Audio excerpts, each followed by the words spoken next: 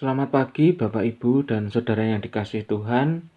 Puji syukur pada pagi hari ini kita boleh bertemu kembali di dalam program Saat Teduh Sektor 5. Hari ini hari Rabu tanggal 9 Maret 2022 kita akan merenungkan firman Tuhan dari Filipi 3 ayat 17 sampai dengan 21 dengan tema Perang Antar Gajah.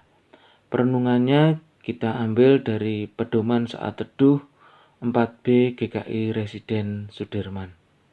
Mari sebelumnya kita persiapkan hati dan pikiran kita. Kita akan memujikan sebuah lagu pujian dari NKB 217, Semua yang Tercipta.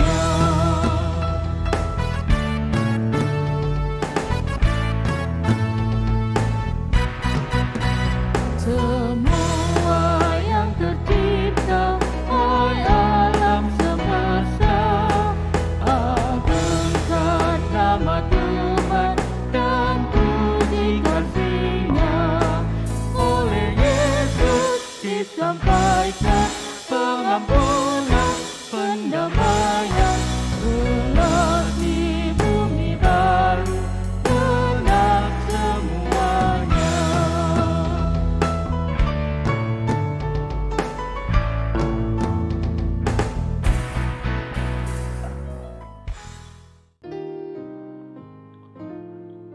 Tuhan Allah Bapa kami, mengucap syukur untuk kebaikan-Mu di dalam kehidupan kami, mengucap syukur untuk kasih setia-Mu, untuk penyertaan-Mu, untuk perlindungan-Mu di dalam kehidupan kami. Bapa, jika pada pagi hari ini kami akan merenungkan firman-Mu, Tuhan tolong urapi kami dengan kuasa Roh Kudus-Mu, sehingga kami dapat mengerti apa yang Kau firmankan. Mampukan kami untuk kami dapat memahami dan kami juga dapat menerapkannya di dalam kehidupan kami. Terima kasih Bapa, kami mau serahkan saat teduh kami pada pagi hari ini hanya di dalam tangan kasih-Mu. Amin. Firman Tuhan hari ini dari Filipi 3 ayat 17 sampai dengan 21. Saudara-saudara, ikutilah teladanku dan perhatikanlah mereka yang hidup sama seperti kami yang menjadi teladanmu. Karena seperti yang telah kerap kali kukatakan kepadamu dan yang kunyatakan pula sekarang sambil menangis, banyak orang yang hidup sebagai seteru salib Kristus. Kesudahan mereka ialah kebinasaan, Tuhan mereka ialah perut mereka, kemuliaan mereka ialah aib mereka, pikiran mereka semata-mata tertuju pada perkara duniawi. Karena kewargaan kita adalah di dalam surga, dan dari situ juga kita menantikan Tuhan Yesus Kristus sebagai Juru Selamat, yang akan mengubahkan tubuh kita yang hina ini, sehingga serupa dengan tubuhnya yang mulia, menurut kuasanya yang dapat menaklukkan segala sesuatu kepada dirinya. Bapak, Ibu, dan Saudara yang dikasihi Tuhan, ada pepatah yang berbunyi, gajah bertarung melawan gajah, pelanduk mati di tengah-tengah. Yang artinya bahwa konflik yang terjadi di antara dua orang pemimpin akan mendatangkan penderitaan bagi orang-orang kecil yang ada di sekitar mereka. Dalam skala yang besar, hal itu dapat terjadi pada dua negara besar yang sedang terlibat perang. Dalam skala yang kecil, hal itu dapat terjadi dalam sebuah keluarga ketika istri dan suami terlibat konflik dan anak-anak mereka menjadi korbannya. Konflik antar gajah ini juga dapat terjadi di dalam gereja dan akan merugikan seluruh anggota jemaat.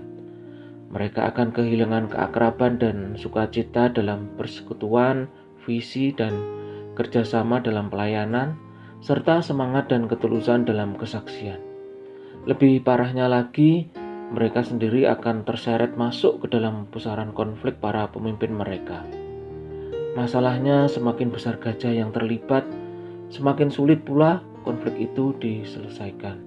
Dan tentu saja, semakin besar kerusakan yang ditimbulkannya.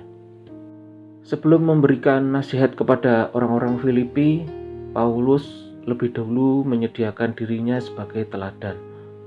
Dalam ayat-ayat sebelumnya, kalau nanti Bapak Ibu baca di pasal yang ketiga ayat 10 sampai dengan 16, Paulus bersaksi mengenai sikapnya dalam pelayanan, yaitu berfokus hanya pada Kristus.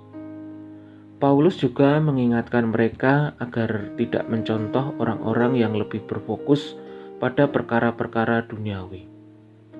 Teladan dan nasihat ini sangat penting untuk meredakan konflik di antara mereka. Mengapa demikian? Pada kenyataannya, perkara-perkara duniawi itulah yang sering memicu konflik di antara para pelayan Tuhan. Paulus juga mengingatkan mereka akan jati diri mereka sebagai warga kerajaan surga. Ini juga penting untuk menyadarkan mereka yang sedang berkonflik. Konflik yang berkepanjangan akan terjadi bila kita masing-masing hanya berusaha memperjuangkan atau mempertahankan status dan kehormatan kita. Padahal semua itu hanya sementara.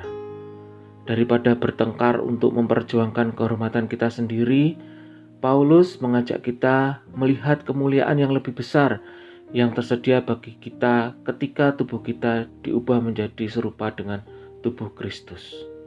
Mari Bapak Ibu dan Saudara kita merefleksikannya di dalam kehidupan kita sehari-hari maupun dalam pelayanan kita. Apakah kita sering terlibat konflik dengan rekan-rekan sepelayanan kita atau dengan orang-orang lain di sekitar kita?